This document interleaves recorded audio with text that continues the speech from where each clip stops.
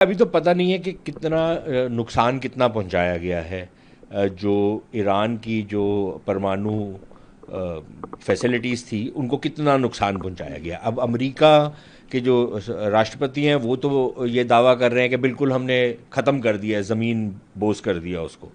लेकिन क्या एक्चुअली वो हुआ है? क्योंकि कुछ ऐसी भी खबरें आ रही हैं जिसमें ये बताया जा रहा है कि वहाँ से कुछ सामान ऑलरेडी निकाल लिया था ईरानियों ने। और अगर वो जो फैसिलिटीज़ हैं जो वहाँ पर बनी हैं उनको अगर पूरी तरीके से नुकसान नहीं पहुँचा तो फिर क्या और इस तरीके के हमले होंगे या अब यहाँ पर ही बात रुक गई है? तो एक तो ये पहलू है कि कितना नुकसान एक्चुअली पहुँचा है, उसकी हमारे पास कोई पुख्ता इत्तलात नहीं है। दूसरी चीज़ ये है कि अगर नुकसान पहुँचा है या नहीं है, ईरान अब क्या उसकी क्या प्रतिक्रिया होगी? क्या वो बोलेगा कि ठीक है अब आपने कर दिया जो करना था, अब हम मेज़ पे जाते हैं और इस मामले को सुलह सफाई से सुलझाते हैं? या ईरान कहेगा कि नहीं, अब अगर आपने क्योंकि हमारे ऊपर हमला करा तो अब हम उसका बदला लेंगे, और जैसे कि वहाँ से बयान आ रहे हैं कि अब ये कभी ख़त्म होने वाली युद्ध बन गया है। क्या वो उस रास्ते पे जाएंगे? अगर वो उस रास्ते पे जाते हैं तो फिर उनके पास क्या विकल्प है? उनके पास कोई सेना जो है, तो ये तो ऐसे ही अब युद्ध है जिसमें सेनाओं का तो इस्तेमाल ही नहीं होता। यहाँ तो हवाई जहाज़ और मिसाइल्स और नॉन कॉन्टैक्ट वॉरफेयर जिसको बोलते हैं वो हो रहा है। तो ईरान के पास कुछ मिसाइलें हैं, वो क्या सिर्फ इसराइल के ऊपर दागेंगे कि या वो अमरीकी जो अड्डे हैं उनके ऊपर भी दागेंगे? अमरीकी जो युद्धपोत हैं समुद्र में उनके ऊपर दागेंगे? और अगर वो ये करते हैं तो फिर अमेरिका किस तरीके का प्रहार करेगा उनके ऊपर? तो ये भी एक बहुत बड़ा सवाल है। और इसी के साथ साथ अगर वो अमरीकी अड्डों के ऊपर जो बाकी अरब दुनिया में है वहाँ पर अगर हमला करते हैं तो क्या ये जो युद्ध है ये और ज़्यादा इसका फैलाव होगा या नहीं होगा? मेरे ख्याल ये बहुत सारे सवाल हैं जिसका किसी के पास अभी जवाब नहीं है। एक और जो चीज़ ईरान कर सकता है वो ये है कि जो स्ट्रेट ऑफ हॉर्मूज़ है, जहाँ से दुनिया का बहुत सारा तेल जो है, लगभग 30-35% जो दुनिया का तेल है समुद्री रास्ते से सारी दुनिया में फैलता है।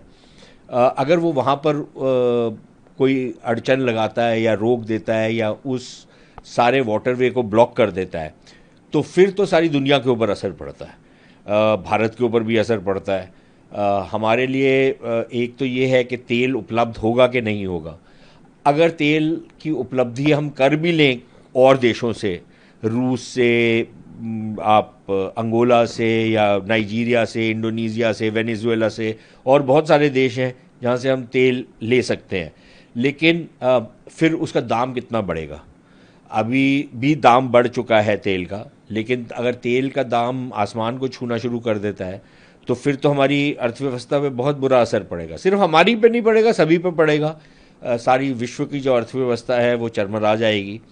तो एक तो वो भी फैक्टर रहेगा। फिर हमारे लिए मुद्दा ये है कि अगर समुद्र के रास्ते बंद होते हैं तो फिर हमारे जो व्यापार है दुनिया भर के साथ जो पश्चिम की तरफ से जाता है, उसका एक तो खर्चा बहुत बढ़ जाएगा, दूसरा उसमें समय बहुत लगेगा, तो वो एक अलग तरीके का हमारे ऊपर नुकसान होगा। और फाइनली हमारे लोग रहते हैं खाड़ी के देशों में, और अगर युद्ध फैलता है तो उनके ऊपर अगर कोई आंच आती है तो फिर भारत सरकार की ये जिम्मेदारी हो जाएगी उनको निकाला जाए।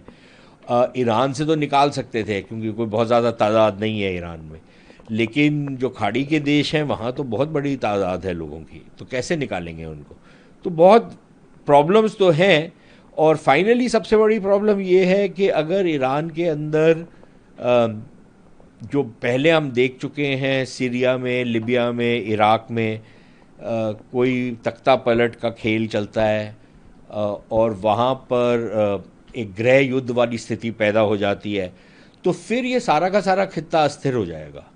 और वो जो अस्थिरता है वो भारत की तरफ भी आएगी, हमारे नेबरहुड में आएगी। तो उसके भी एक बहुत बड़ा खतरा रहेगा। लेकिन अभी देखते हैं, ये सारा कुछ भविष्य में है, इमीडिएटली तो कुछ नहीं होगा।